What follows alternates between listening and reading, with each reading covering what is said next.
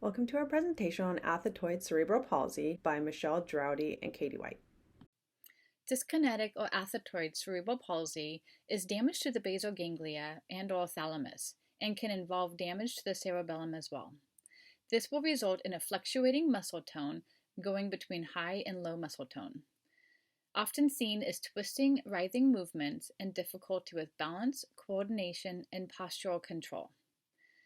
Eating, swallowing, and breathing difficulties are also likely, as well as contractures and bone fractures happen more easily with these individuals. Our client is a 7-year-old boy in the second grade who lives with his mother, father, and older sibling. He has dyskinetic cerebral palsy and is experiencing challenges in school activities, including handwriting, typing, and opening packages. He's also having difficulty with balance and coordination, which makes it difficult to play on the playground with children and to play ball toss with his friends.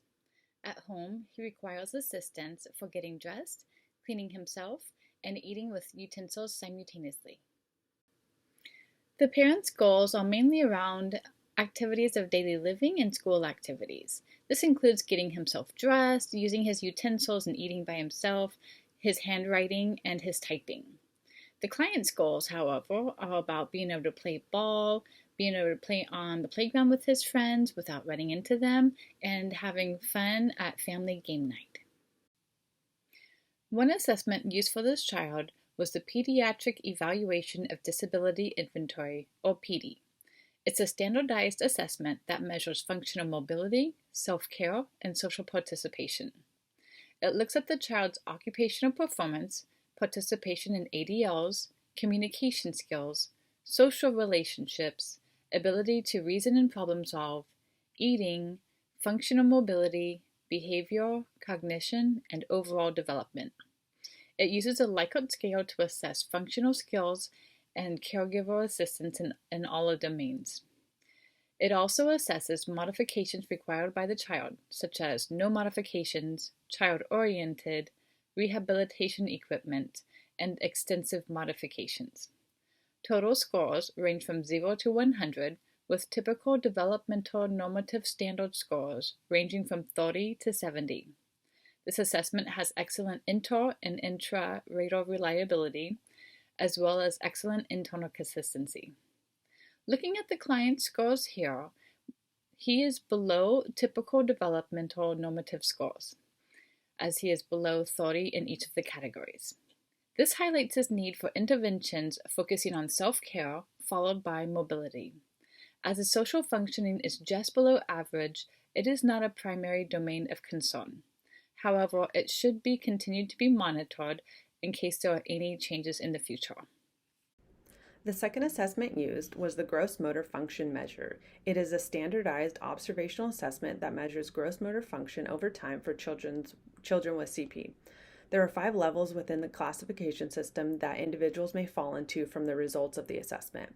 A broad overview: at level 1 represents a child who is able to walk at home, school, outdoors, and in the community. Stairs are climbed without using the railing. They are able to perform gross motor skills such as jumping and running, while they are limited only in speed, balance, and coordination.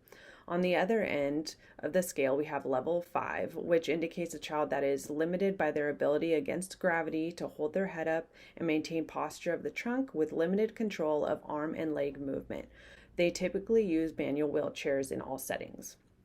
Based on the results of this assessment, the client scored into the level 2. Here the client is having challenges with balance, gross motor skills of running, walking long distances. He uses the railing for support when using the stairs, but needs no assistance beyond this. His parents have stated that he has a cane, but they reported that he does not use it at home or at school. Since the client is already receiving school-based OT, which is currently focusing on handwriting, computer usage, and typing, the outpatient plan will focus on dressing, eating, and social play.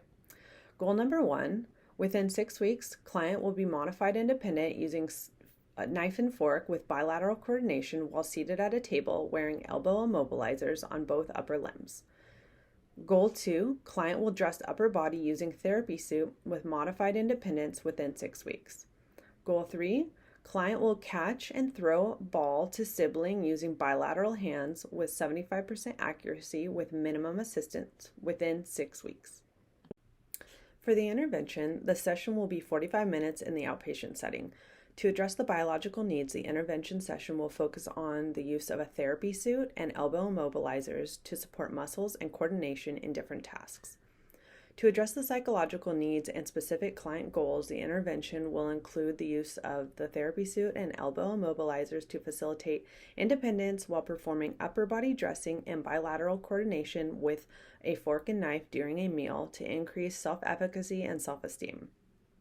To address the social components, the intervention will include a ball toss activity that will be done with a family member so the client can eventually perform this at school while playing with peers.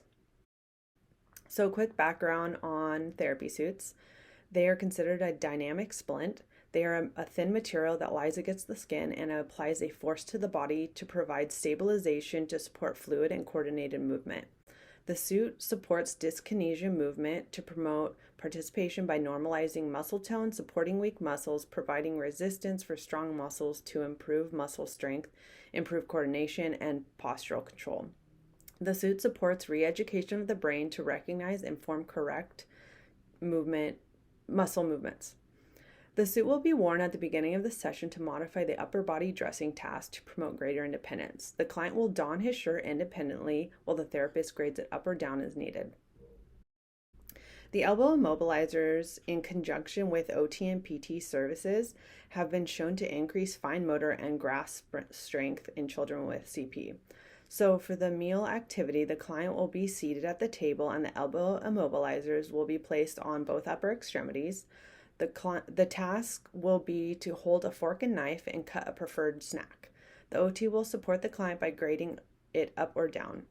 This helps promote greater independence and use of bilateral coordination as the client works on using a fork and knife simultaneously. Finally, a study that utilized a ball toss intervention showed that children with dyskinesia, CP, just like our client, had an increase in eye-hand and movement coordination. The ball toss intervention for this client supports upper extremity coordination that will transfer to other areas of their life, and it is an occupation that the client would like to participate in at school as well. To keep this client centered, the home program was planned around the child and his likes. The superhero game is the first activity, where he lies on his stomach and alternates lifting his upper body and lower body off the ground. This helps increase extension and gets the child out of a flexed position. This should be done 10 minutes, 3 times a week. The next game is to touch a Post-it note on the wall.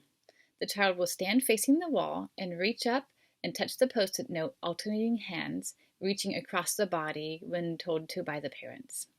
This helps him work on his balance and coordination while he's doing dynamic movement.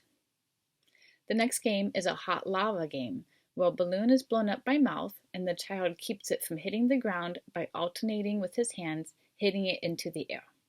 This should be done for 10 minutes, 3 times a week. The last game works on his sitting balance and postural control, as he sits at a table using correct posture and works on a puzzle, alternating his hands as he picks up the puzzle pieces. This should be repeated 15 minutes for 3 times a week. OT interventions promote neuroplasticity to develop new motor pathways to help this child reduce unwanted abnormal muscle movements. The desired outcome is to normalize the movements as much as possible, since this is a condition that will persist throughout the individual's life. Educating the family and client on compensatory strategies and assistive equipment will also help promote participation in daily activities. With these strategies, the client can experience improvements in bilateral coordination, hand-eye coordination, balance, postural control, fine and gross motor skills, all leading to increased participation in meaningful occupations.